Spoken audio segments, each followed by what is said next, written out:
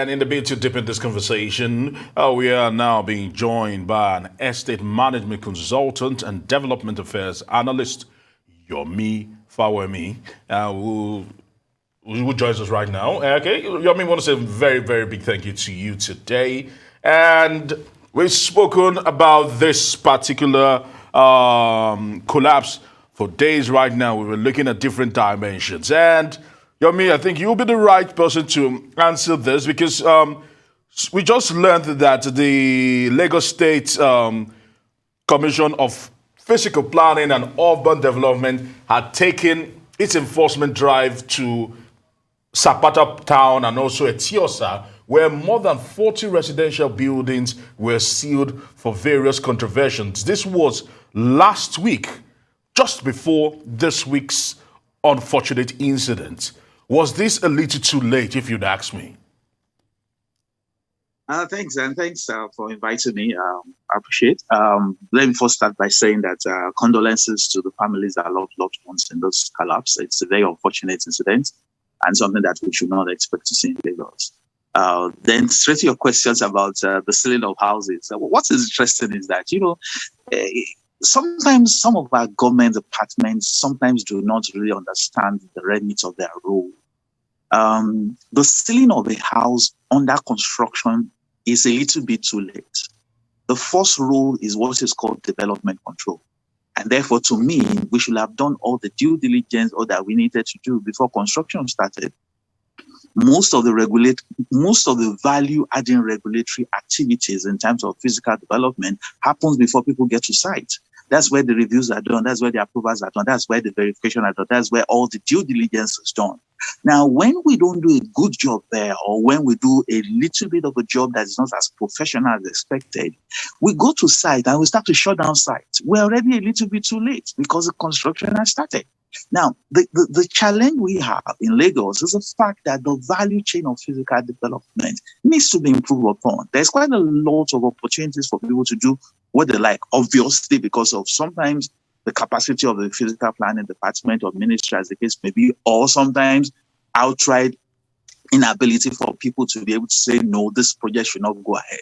But when we are shutting down sites, we're already too late. That site should never have happened. Shutting the site is a bit too late. And that's where we need to get the issues right in Lagos State. Okay.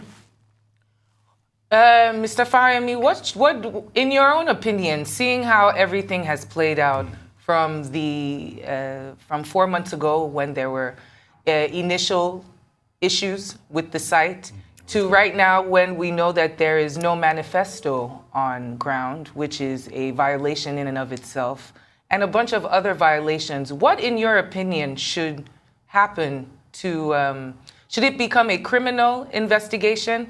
And who should be held responsible? As we are also aware that there's a certain, the contractor was the same as the builder and was the same as the developer.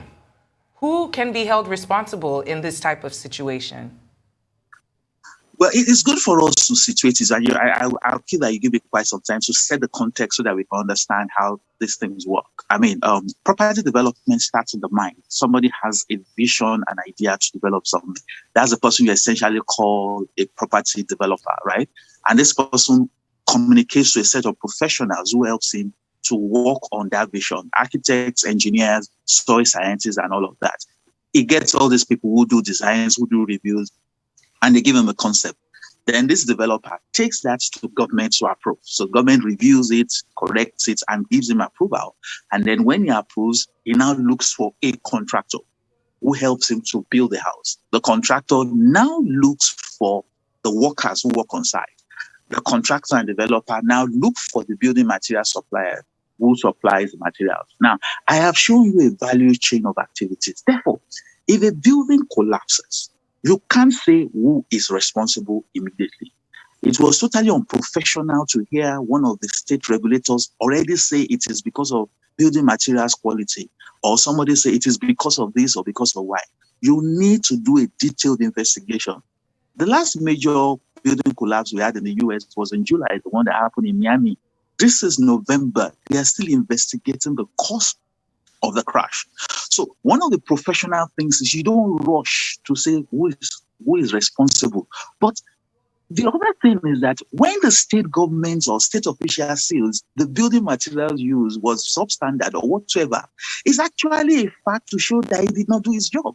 Because Lagos State has a dedicated ministry that should handle that. Sorry, dedicated engineers that should handle that. The question is that why is Lagos State government official talking after the fact? If you knew the building was the contract, and again, let me also state this, there is no law that says a contractor cannot be a developer. We have a number of developers that are contractors. Actually, the estate where the vice president stays, the developer is a contractor. So there's no problem with being a developer and a contractor. Okay. Look at it from this point of view. A developer is just like an entrepreneur. If I'll use the language of the media, a developer is your executive producer, right? There's nothing that says the executive producer cannot also be the producer. Nothing stops that. So it's not a crime that you can't be. But the question you need to ask yourself is, this person that is a developer, does he have a capacity to develop a project of this magnitude? That's a question we need to ask. Another question we need to ask ourselves, and maybe it's the right time we start to have those conversations, is, do we need to professionalize property development at a particular stage? So if you want to build your house, yes, you can build your house. If I want to build my house, but when people start to build above a level, when people start to build above a standard, do we need to get them to have some level of either professionalism or be a member of association that will exercise suasion upon them? Of course, you remember when Lateef Jakonde was the Minister for Works, he started this great organization called Red and Real Estate Developers Association. Yeah, that's part of what he had in mind. But of course, that's never happened. So it's not about him being a developer. It's about, at the end of the day, you see, we can blame everybody or we can decide not to blame. But you see, the person that cannot blame anyone is the state. All right, Yomi, because of time, permit me because of time, let me just quickly throw this one in here. We know the housing deficit here in Lagos State. And we know that some are claiming that these authorities and these agencies are overwhelmed because houses are springing up like mushrooms every single day in Lagos. Does this contribute to the problem we're having here right now?